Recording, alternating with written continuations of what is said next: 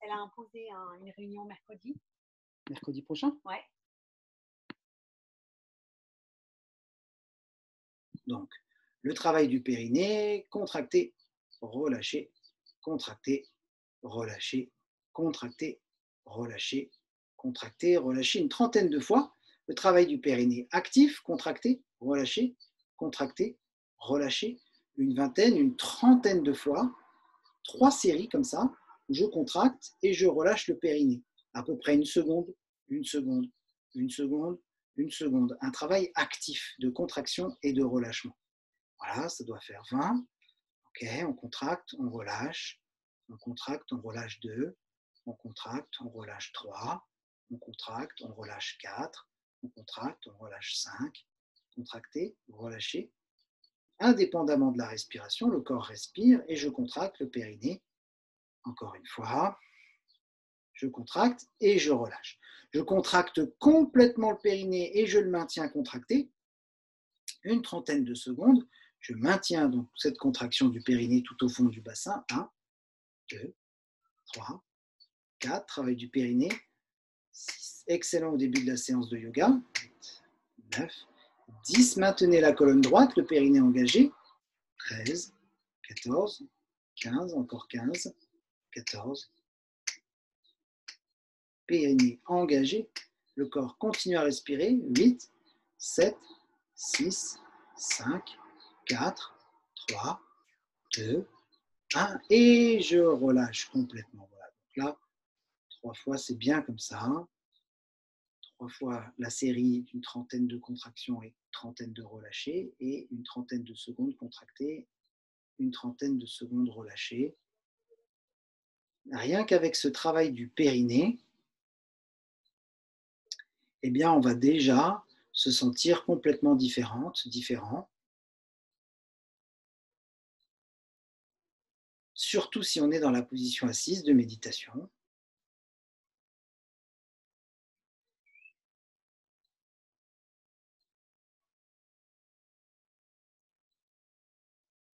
Donc, chose promise, chose due. On va se servir de ces contractions maintenues dans les postures de yoga.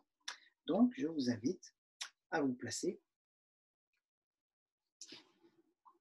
sur votre tapis. Sur votre tapis.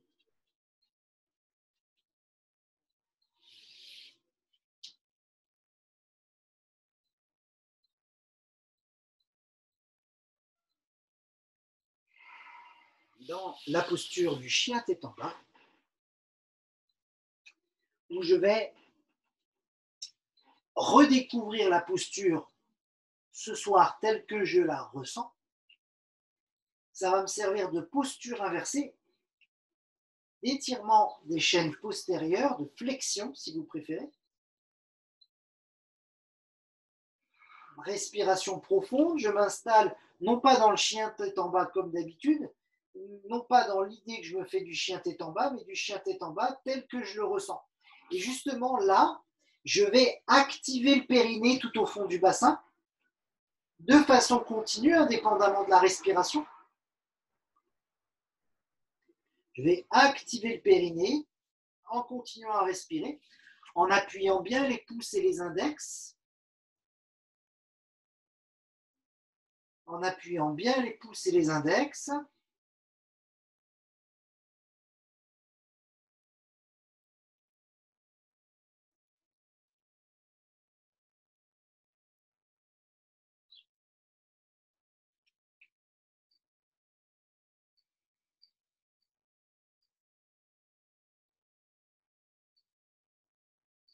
En appuyant bien gros orteils et talons dans le sol. Si vous avez la possibilité de pousser les talons dans le sol, en détendant bien les épaules, le périnée toujours actif.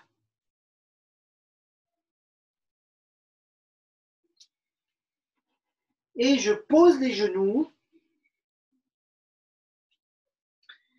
Je vais retrouver mes genoux serrés, mon coude droit posé à la place de la main droite et ma main droite posée à la place de la main gauche. Comme c'est mon bras gauche qui est libre, je vais attraper ma cheville droite avec la main gauche et je vais partir dans le demi-arc à genoux.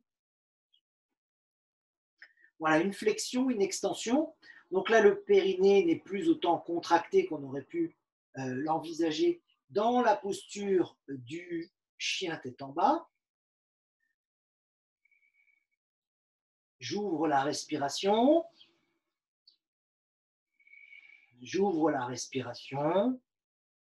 Même si le ventre est tenu, même si le périnée est un petit peu actif, j'ouvre la respiration au niveau du thorax, là où sont placés les poumons, de telle sorte à ce que ma jambe puisse se relever, je laisse l'énergie circuler à travers mon corps en laissant la respiration se faire. Je ne bloque pas le souffle.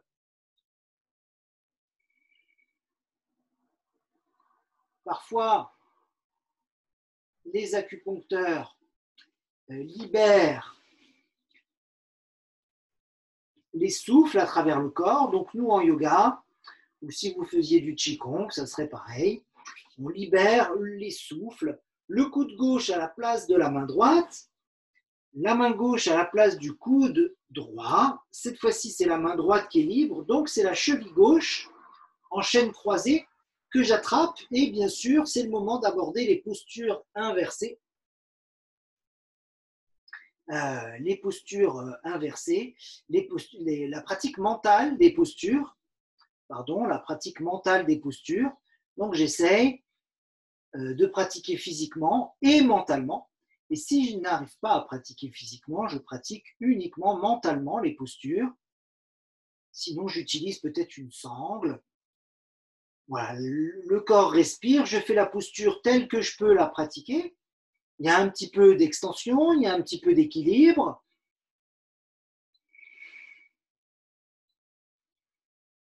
Et surtout, le va-et-vient du souffle qui entre dans le corps et quitte le corps.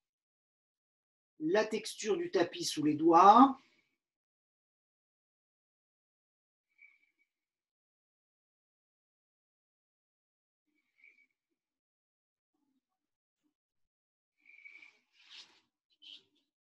Voilà. Et on va refaire tout ce cinéma 2 fois, histoire de se mettre en condition avant de pratiquer les postures d'extension d'un peu plus intensément et un peu plus précisément, on va dire, puisque c'est vraiment ce soir ou jamais, dernière séance avant le 21 juin. Donc un chien tête en bas, si vous voulez bien.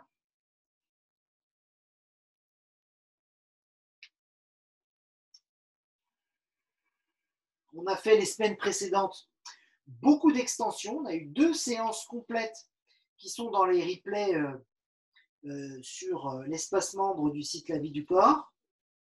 Donc, les séances d'extension. Là, on a un périnée qui est très actif, qui est maintenu de façon prolongée dans le chien tête en bas.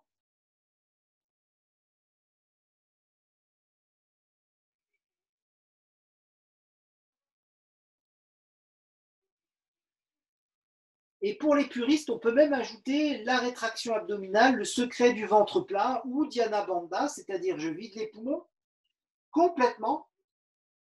Je fais une fausse inspiration de telle sorte à ce que l'abdomen se rétracte, la paroi abdominale se rétracte dans l'abdomen pour faire remonter le diaphragme. En fait, là, en l'occurrence, pour faire redescendre en direction de la tête. Avec le périnée actif,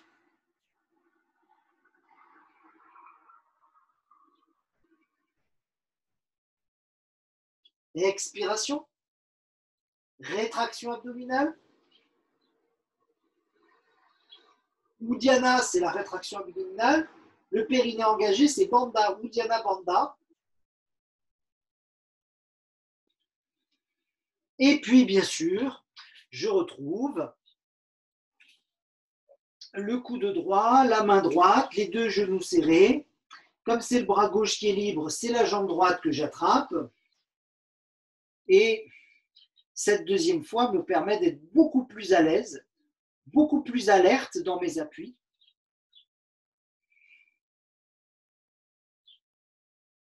Beaucoup plus libre respiratoirement parlant. Et puis on se rend compte que le périnée n'est pas complètement relâché, qu'il y a une part d'activité constante au niveau du périnée.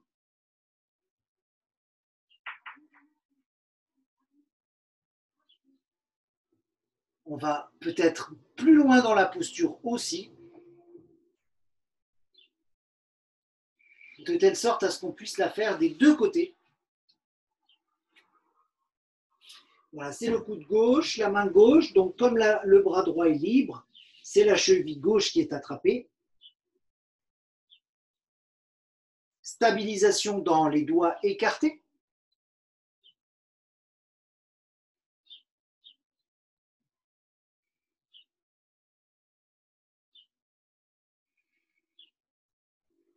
On essaie de se concentrer sur ce qu'on ressent dans l'instant.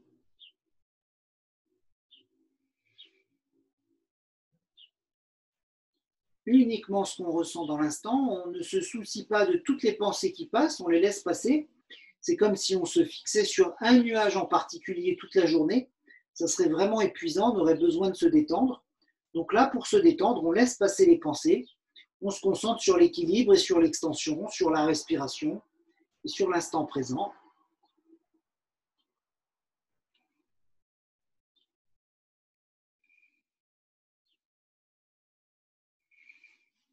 Très bien. À présent, tout en caressant le sol lors de tous les déplacements, développer une forme d'autosensualité dans nos appuis. Reculer pour que la vision soit plus intéressante pour vous. Je vais passer en grand angle, grand écart. On retrouve ça dans la séance de yoga débutant numéro 4. Le chien tête en bas, jambes écartées, une posture que vous ne trouverez pas dans les livres. Les pieds parallèles par rapport aux tranches externes. On a des très bons appuis dans les gros orteils, tranche interne du pied.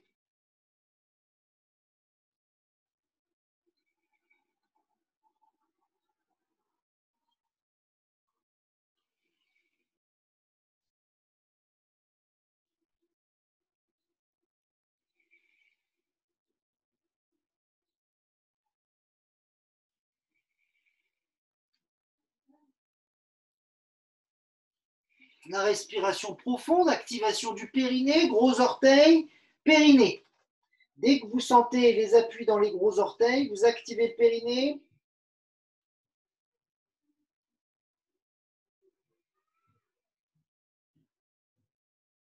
Pour les puristes, Uddiyana Bandha. Bandha, c'est le périnée. Uddiyana, c'est la rétraction abdominale.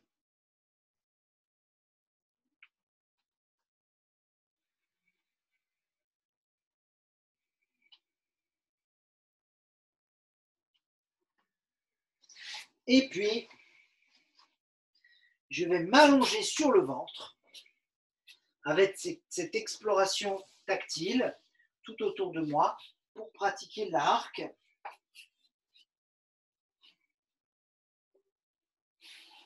C'est vraiment une opportunité assez intéressante qu'on a pour laisser l'énergie circuler à travers tous les méridiens des chaînes antérieures. Donc une bonne préparation respiratoire au sol.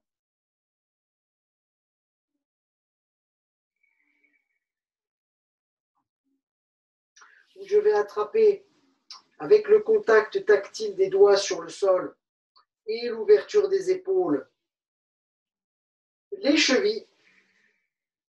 En réalité, quand j'attrape des espaces, je ne sais pas ce que c'est. Puisque je ne le vois pas, je ne me fie uniquement qu'à ce que je ressens. Donc, est-ce que j'ai 10 doigts de chaque côté sur chaque main ou 5 doigts? J'essaie de ressentir mes doigts vraiment sur ma cheville, sur mon coup de pied. Si je suis vraiment ici et maintenant, je ne peux pas être ailleurs. Si en étant ici physiquement, je suis ailleurs mentalement, c'est que je ne suis pas vraiment ici. Et encore moins maintenant. Donc l'arc, je vais inspirer, lever progressivement la posture de l'arc, c'est-à-dire que j'appuie pubis, les os pubis dans le sol, les os pubis dans le sol, et la posture se lève si elle veut bien.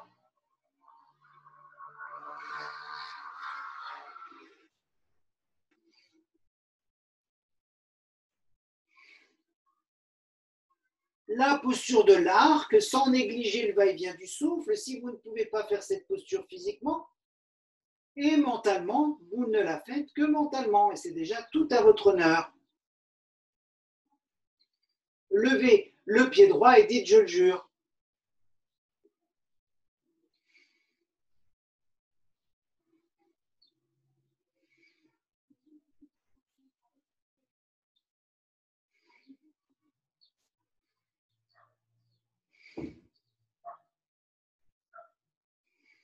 Voilà, après quelques respirations dans la posture de l'arc, je vais me retrouver soit dans un crocodile,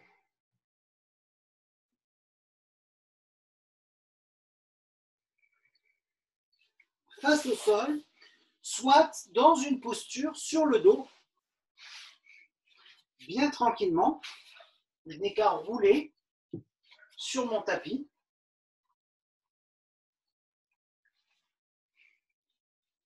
Donc le corps est complètement relâché, que je sois sur le ventre ou sur le dos. Comment vérifier que le corps soit bien relâché? Après une bonne posture de l'arc, comme ça, on a besoin en contrepose d'arrondir le dos. Alors pour arrondir le dos, ce que je vous propose, c'est de tapoter le bas du dos sur le sol. Alors on retrouve ça dans le yoga débutant 1.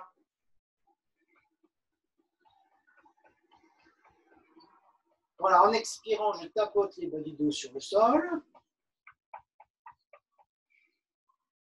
Inspirez profondément. Expirez, je soulève la tête, je ramène les genoux. Voilà. On fait simple. Une posture d'extension, une posture de flexion. Très, très simple. Je sais qu'en Normandie, il y a des personnes qui font ça tous les matins. Alors, nous ici, nous allons pratiquer le demi-pont. Le demi-pont parce que c'est une excellente préparation dans les postures d'extension pour la roue. Et c'est aujourd'hui qu'on va travailler spécifiquement la roue, très très spécifiquement. Alors, pourquoi c'est pointu comme travail? Parce qu'on travaille avec les genoux serrés. Ce n'est pas parce qu'on va tenter de faire un demi-pont ou tenter de faire la roue qu'on va laisser les genoux s'écarter. Non, non, pas du tout. Si on avait un melon, un pamplemousse ou même une pastèque entre les genoux, on garderait ce fruit entre les genoux pendant toute l'exécution du demi-pont et de la roue. Donc, les appuis sur les tranches internes des pieds, gros orteils, talons internes, c'est ça qui est précis. Je rétroverse le bassin, c'est-à-dire que je bascule le bas du dos sur le sol. Plusieurs respirations, menton-gorge. Plusieurs respirations. Concentré sur la respiration, même si les mouvements ne sont pas dynamiques. Efficacité en profondeur, je travaille mon yoga interne, travail actif du périnée, travail actif de l'autograndissement de la colonne. Plusieurs respirations sont nécessaires pour redonner à la longueur, à la colonne, toute sa longueur. Je soulève les deux fesses, mais les mains pourraient passer sous les fesses, mais pas sous le bas du dos. Menton, gorge, la colonne continue de s'allonger. Puis je soulève le bas du dos. Je pourrais passer mes mains dans le bas du dos, mais pas au niveau des côtes flottantes. Les appuis dans les gros orteils, talons internes, le genou droit collé au genou gauche ou bien le fruit entre les deux genoux. On respecte ces appuis, tranches internes des pieds, au fur et à mesure où les vertèbres se soulèvent minutieusement. Et j'arrive dans mon demi-pont bien tranquillement. On va faire beaucoup de demi-ponts. Donc ici, qu'est-ce que je peux ressentir? Est-ce que je sens mes fessiers qui lèvent ici? Si je sens mes fessiers qui se contractent pour lever mon demi-pont, ça veut dire que je vais sentir les cuisses se contracter. Donc, je vais jouer un petit peu, je descends pour décontracter les cuisses, mais je garde l'ouverture des hanches ici, la plus active possible. L'ouverture des hanches la plus active possible. Je roule les épaules en dessous du corps. Voilà, j'essaye d'avoir le bassin le plus haut possible avec le moins d'effort possible. Le yoga, c'est vraiment un sport de feignant. On desserre les mâchoires, on n'active que ce qui est profond. Le périnée avec les gros orteils, si vous appuyez vraiment les deux gros orteils sur le tapis, les genoux vont rester serrés et le périnée est actif. Et voilà comment on prépare correctement la roue. Ensuite, je vais dérouler le dos tranquillement au sol, gentiment. Bon, ça, c'est facile le demi-pont. Quand on arrive en fin de saison, on a pratiqué plusieurs mois d'affilée, c'est vraiment très facile. Donc, on va ajouter un élément supplémentaire, comme on a fait les semaines précédentes, c'est-à-dire je lève le demi-pont correctement et je viens placer, comme on l'a encore fait hier, les bras sous le corps, c'est-à-dire en appui sur les coudes, de telle sorte à ce que mon bassin puisse se lever un peu plus, puisque mes pouces soutiennent la posture, la respiration dans les côtes, puisqu'on essaye de tenir le ventre et le périnée dans quasiment toutes les postures de yoga et surtout les postures d'extension. Et mine de rien, ici, pour le bas de la colonne, pas la colonne cervicale, mais pour la colonne lombaire, il y a extension. C'est une posture très particulière, le demi-pont. Si vous ne pouvez pas placer les coudes, les bras, les avant-bras sous le corps, vous pratiquez mentalement. Vous imaginez que vos bras sont sous le corps et repoussent le bassin vers le ciel. Et je vais ensuite dérouler la colonne bien tranquillement, où le dos s'étale sur le tapis, pas par l'idée que je m'en fais, mais par la sensation du dos qui s'étale en longueur et en largeur sur le tapis.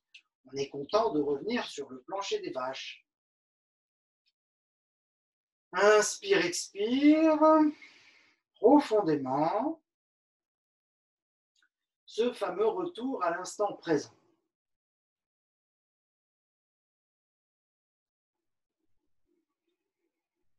Troisième version du demi-pont. Je vais tenter de soulever le bassin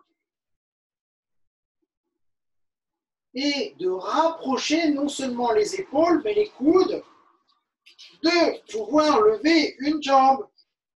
On a fait les semaines précédentes. En fait, on augmente petit à petit la difficulté du demi-pont.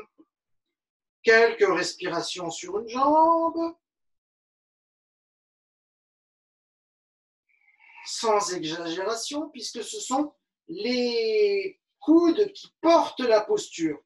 Quelques respirations sur l'autre jambe, sans forcer ni dans les pouces ni dans les coudes. Si la posture n'est pas possible physiquement et mentalement, vous la pratiquez uniquement mentalement, et ça sera déjà tout à votre honneur.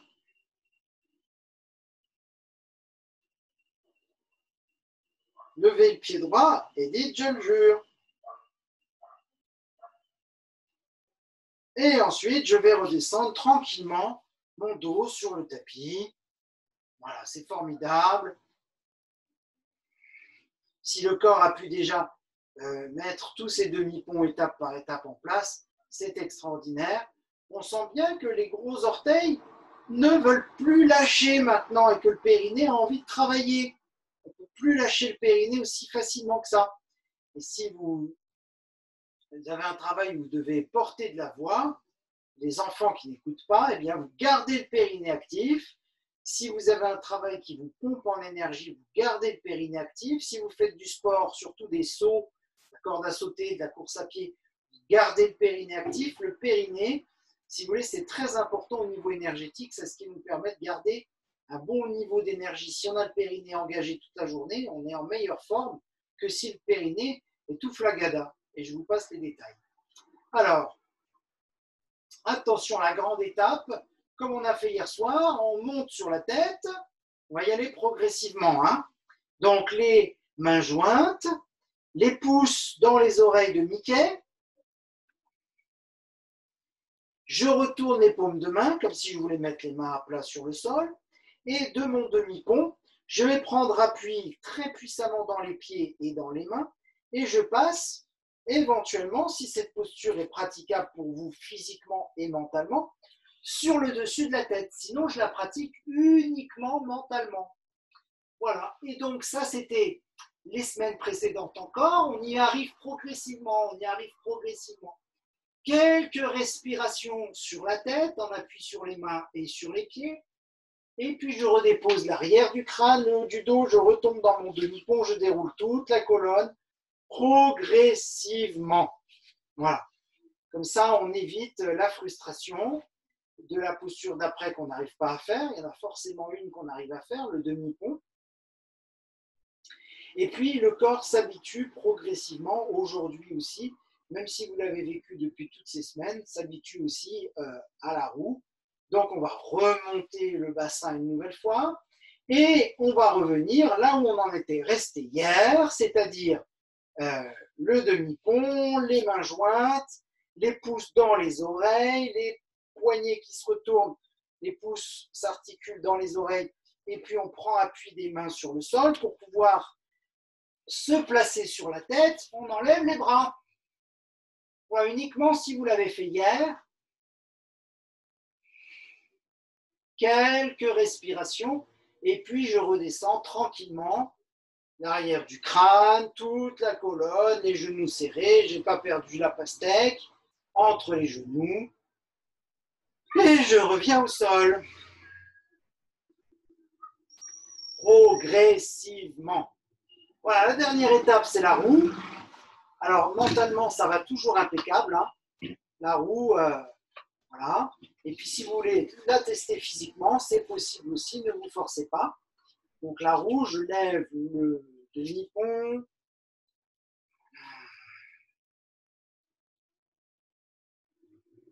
Je retourne les paumes de main. Je me place sur la tête et éventuellement, je déplie un peu les bras pour soulever la tête. Quelques respirations avec le pamplemousse entre les genoux. Et puis, bien sûr, je redéroule toute la colonne. Genoux, poitrine. En fonction du tapis que vous avez à disposition, en fonction de la colonne que vous avez à disposition, certaines postures sont accessibles, d'autres pas. Je vous encourage à utiliser les gros ballons, si vous en avez un chez vous. Je vous ai montré ça hier soir. Partout où je vais, il y a des ballons. Donc, c'est vraiment très, très, très facile avec un ballon. C'est vraiment très, très facile. On est complètement posé sur le ballon. C'est un jeu d'enfant. Vraiment. Donc, c'est tout un apprentissage que si vous avez un ballon chez vous, c'est beaucoup plus accessible. Pour terminer cette séquence posturale, je vous propose une posture libre, c'est-à-dire si vous avez envie d'une posture qui vous vient, n'hésitez pas, ça peut être taper le bas du dos sur le sol, ça peut être rester plus longtemps en genou-poitrine, ça va être forcément une posture d'extension après la roue, ça peut être la feuille pliée. Voilà, sentez-vous à l'aise dans toutes ces postures-là.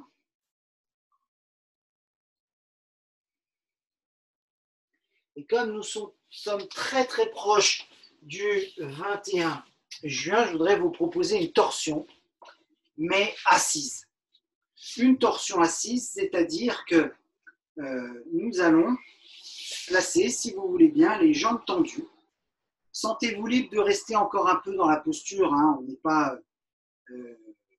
aux pièces, si vous avez besoin, puisque c'est une séance en live et que peut-être vous la pratiquerez en replay. Donc, dans la première version, vous le savez maintenant, on a décortiqué ça au fur et à mesure des 60 vidéos qui sont dans le replay.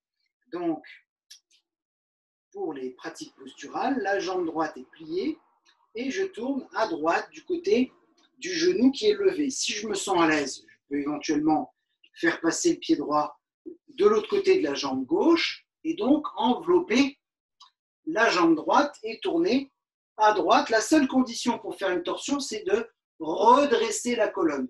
Et si vraiment toutes ces postures sont faciles pour moi physiquement, je peux plier la jambe gauche, mettre le talon gauche sous la fesse droite et avoir la posture de la torsion assise complète. Mais ce qui nous intéresse, c'est de pratiquer mentalement.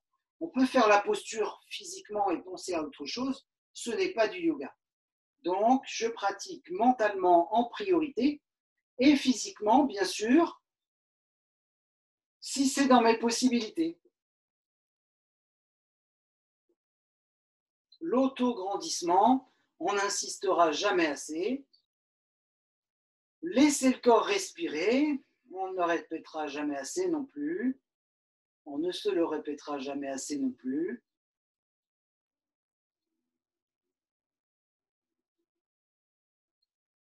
Pas dans la contrainte, mais dans la détente, dans la respiration, dans la facilité.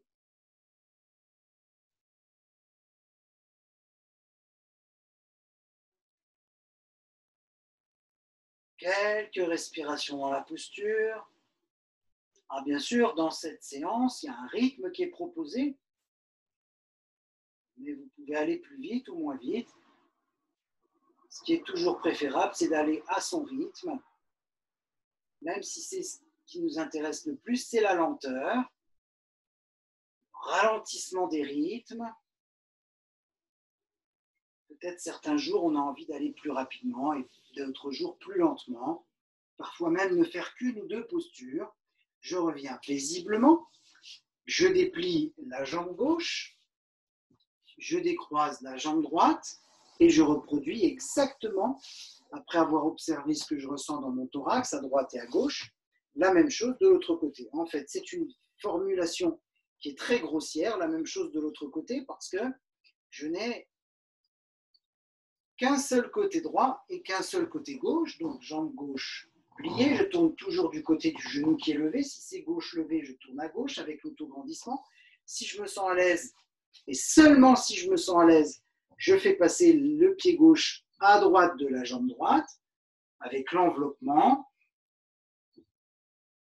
le va-et-vient du souffle. Et puis si ces postures-là ne me posent aucun problème physiquement, ou du moins pas de grande difficulté, je replie la jambe droite, talon droit sous la fesse gauche, et j'enveloppe le corps tranquillement avec le bras droit cette fois-ci.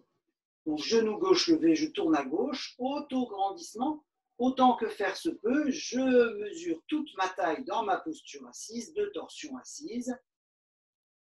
Je laisse le va-et-vient du souffle se faire, respiration profonde, détente profonde déjà.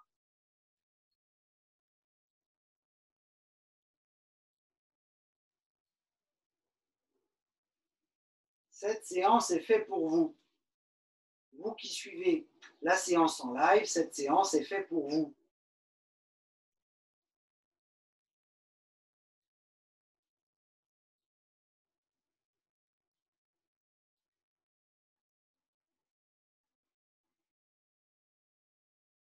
Pas de contrainte pour la posture.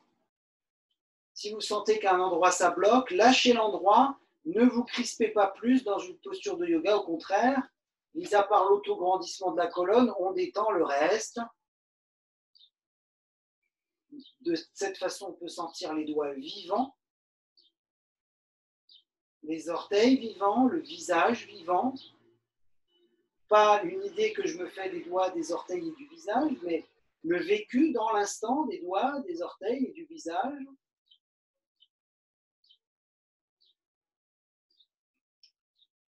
Et même si les sports sont complémentaires, la gymnastique, tous les sports extérieurs sont complémentaires, il n'y a qu'en yoga où on peut prendre le temps de ressentir vraiment les différents espaces corporels. Je déplie la jambe droite, je décroise la jambe gauche.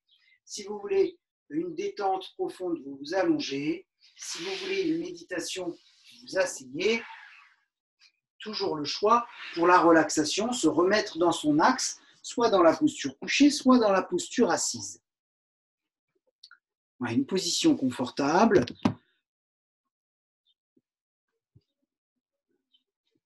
Et ce que je voudrais vous proposer ce soir, c'est important d'être bien installé. Si on a son coussin préféré de méditation, sinon sur le sol, ou si on n'a pas la souplesse de hanche, on trouve des subterfuges, mais l'essentiel, c'est d'être assis de façon aisée, pour justement qu'il n'y ait pas d'effort à faire dans ces moments-là. On fait souvent trop d'efforts. Moi, j'ai vu des personnes pratiquer de l'acrobranche devant moi. Et au lieu de franchir les étapes successivement avec dextérité et souplesse, des éléments instables, j'ai vu des personnes s'agripper alors qu'elles étaient déjà en train de tomber de leur élément et s'agripper de toute leur force, comme si cette force qu'elles mettaient dans leur agrippement pouvait les aider à remonter. Nullement. Donc c'est le geste juste qui compte. Ce n'est pas la force qu'on met dans les postures.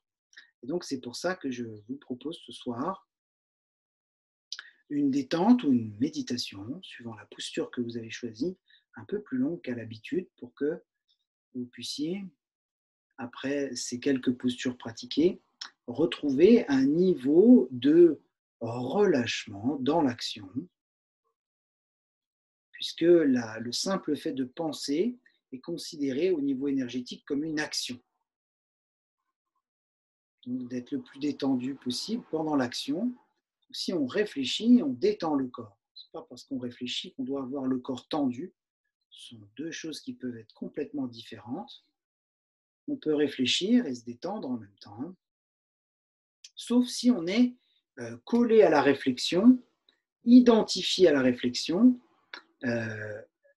et qu'on gaspille son énergie dans la réflexion et qu'on crispe le corps tellement on est imbriqué dans la réflexion. On ne trouve pas d'idée puisqu'on tourne en rond. On réfléchit, on réfléchit, on réfléchit, on réfléchit comme un ordinateur qui bug. Si on détend le corps, on trouve des solutions beaucoup plus facilement. Si on laisse le corps respirer, voilà, si on fait les choses dans les règles de l'art, avec cœur, avec réflexion, posément. Voilà, donc la méditation nous aide à prendre du recul sur nos actions, sur nos modes de fonctionnement, sur nos modes d'expression, la façon dont on s'adresse aux autres.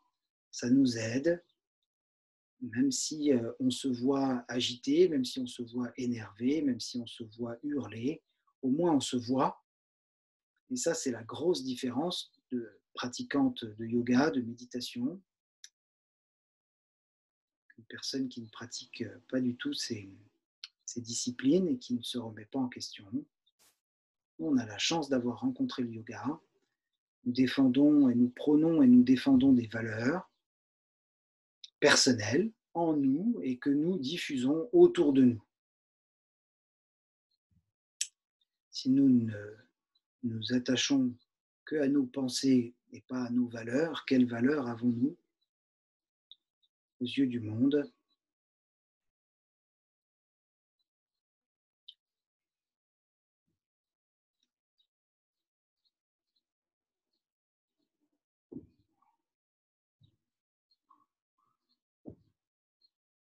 Voilà, le dos est bien redressé, le corps respire tout seul. Si vous êtes assise, voici.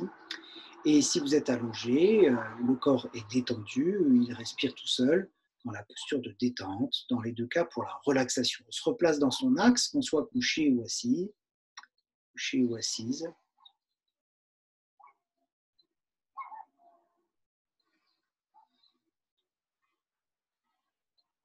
Voilà, un moment de retour à soi, où l'énergie passe à travers le milieu du front, le sommet du crâne, le long de la colonne vertébrale. Si vous êtes dans la posture assise, on recueille l'énergie du ciel, on peut appeler ça comme ça, l'énergie de vie, depuis le haut vers le bas. Comme un sablier qui se remplit. La partie la plus fine, c'est notre cœur. Et on est censé ouvrir cette partie pour que le sable puisse s'écouler et qu'on puisse se remplir de sable, d'énergie, de vie. Voilà, que si le cœur est trop serré, eh bien, on finit par y rester parce qu'on n'a plus d'énergie qui descend en nous, qui vient s'incarner. Et c'est nos valeurs,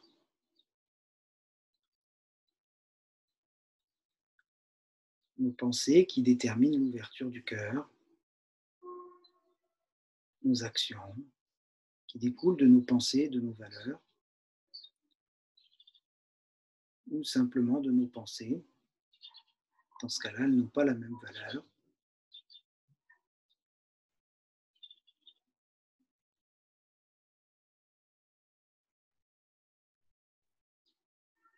Voilà.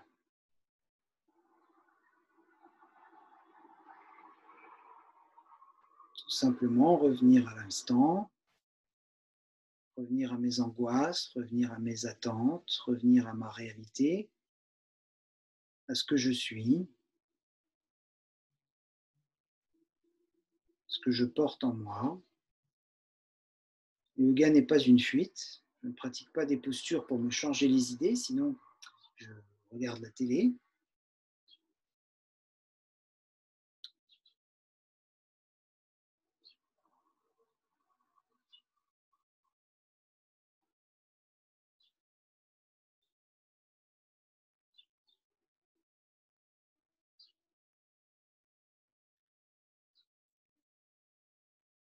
Je vois mes préoccupations telles qu'elles sont, préoccupations du moment. Il y a 6 mois, c'était peut-être pas les mêmes. Dans 6 mois, ça sera peut-être d'autres aussi.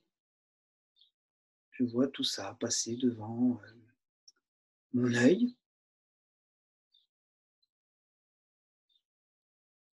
Ça passe dans un sens, dans l'autre. Agitation mentale, s'il y en a. Et plus je pratique le retour à soi, la relaxation, se remettre dans son axe, dans la posture couchée ou assise, ce qu'on appelle détente ou méditation respectivement, et plus l'agitation du mental va se transformer en calme et pacification du mental, mais ça demande de la pratique, ça ne se fait pas en un claquement de doigts. Où je décide de revenir à l'intérieur, vraiment, ne serait-ce qu'un dixième de seconde. L'espace entre deux pensées, à la fin de l'expiration, oui, c'est précis. L'espace entre deux pensées à la fin de l'expiration. Sentez votre expiration se terminer. Poup, apaisement du mental. L'inspiration revient. À nouveau, les appréhensions, les attentes. L'expiration. L'expiration se termine. Poup, le calme plat. La détente profonde. La relaxation. Ouverture du cœur et de l'esprit. Inspiration.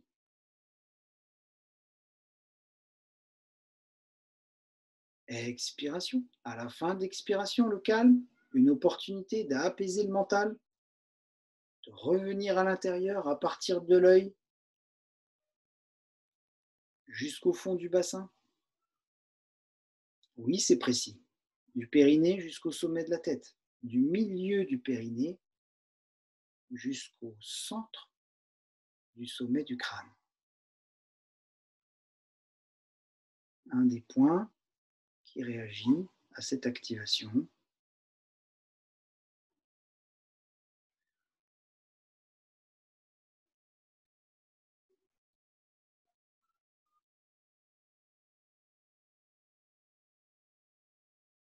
Et bien sûr, le silence.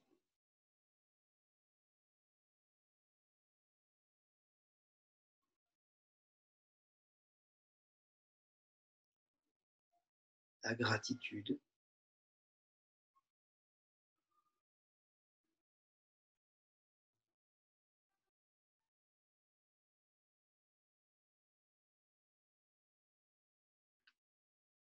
quelles que soient nos croyances.